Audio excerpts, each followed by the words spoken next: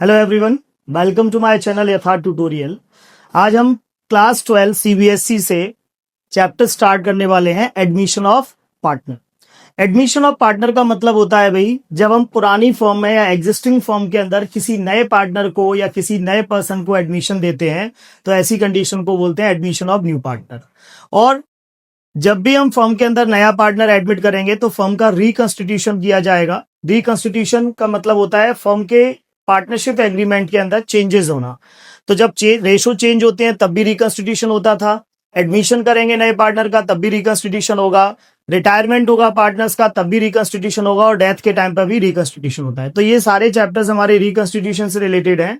तो यहाँ पर एडमिशन ऑफ पार्टनर्स जब हम पढ़ रहे हैं तो उसमें हमें देखना है कि जो नया पार्टनर फर्म के लिए आता है तो पहली तो ये कंडीशंस के फर्म में नए पार्टनर को एडमिशन क्यों देना है हमें।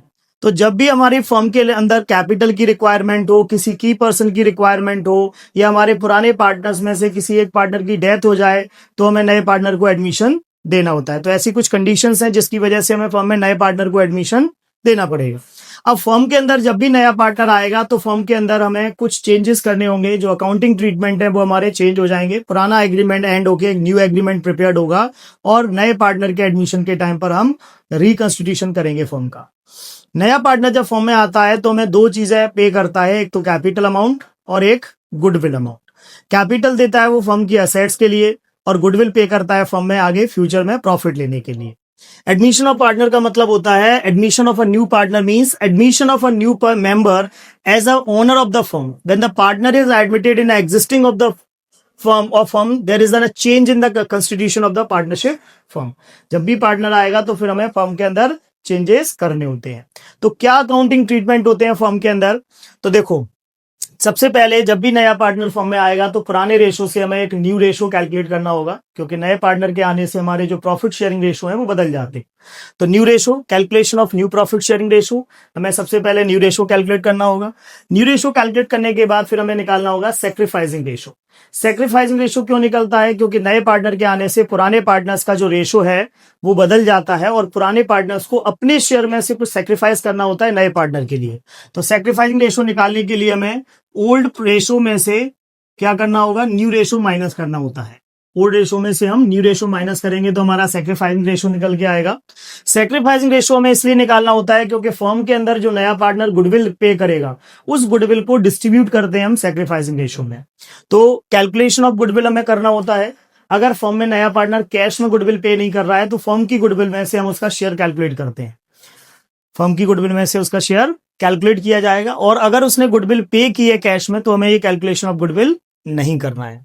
ठीक है, नए पार्टनर ने जो भी गुडविल हमें फर्म को दी होगी उस गुडविल को हम डिस्ट्रीब्यूट करेंगे सैक्रिफाइसिंग रेशो में ओल्ड पार्टनर्स के अंदर। तो सैक्रिफाइसिंग रेशो हम ऑलरेडी निकाल चुके होते हैं फर्म में और उस रेशो में हम पार्टनर्स की गुडविल को क्या करेंगे, नए पार्टनर की गुडविल को डिस्ट्रीब्यूट कर देंगे सैक्रिफाइसिंग रेशो में।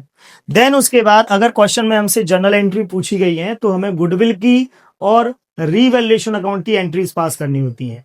तो अगर हमें जनरल एंट्री पूछी है तो हमें गुडविल की एंट्री करनी होती है, अलग अलग कंडीशंस के हिसाब से एंट्रीज होती हैं, वो एंट्री हमें पास करेंगे। फिर एक अकाउंट बनाएंगे रीवैल्यूएशन अकाउंट, क्योंकि फर्म के अंदर जब नया पार्टनर आता है तो वो फर्म की एसेट्स और लाइबिलिटीज का वैल्यूएशन करवाता है।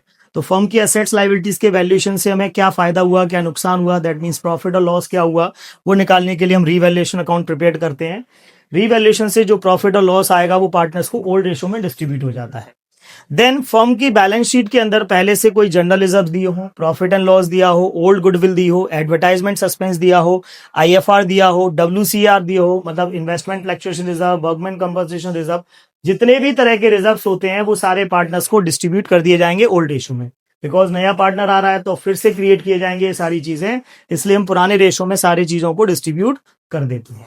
इसके बाद फिर हम पार्टनर्स के लिए पार्टनर्स कैपिटल अकाउंट बनाते हैं जिसमें इन ईच पार्टनर की कैपिटल कैलकुलेट की जाएगी कि आफ्टर एडमिशंस हमारे तीनों पार्टनर्स की कैपिटल क्या हो जाएगी या जो भी पार्टनर्स होंगे उनकी कैपिटल निकालने के लिए हम पार्टनर्स कैपिटल अकाउंट बनाएंगे। अगर क्वेश्चन में एडजस्टमेंट ऑफ कैपिटल की कैलकुलेशन पूछी जाएगी तो हमें एडजस्ट करना होगा कैपिटल को।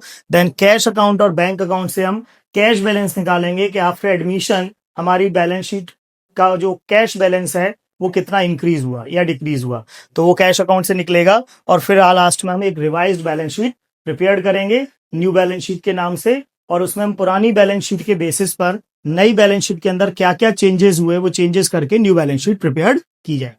तो ये पूरा एक प्रोसीजर है हमारे एडमिशन ऑफ पार्टनर्स के टाइम पर फर्म के अकाउंट्स को कैलकुलेट करने का, फर्म के अकाउंट मेंटेन करने का। अब यहाँ पर जो भी स्टेप्स दिए हैं ये स्टेप वाइज हमें क्वेश्चन सॉल्व करने हैं। ठीक है, सबसे पहले हम न्यू रेशो और सैक्रिफाइसिंग रेशो के क्वेश्चंस यहाँ पर देखेंगे।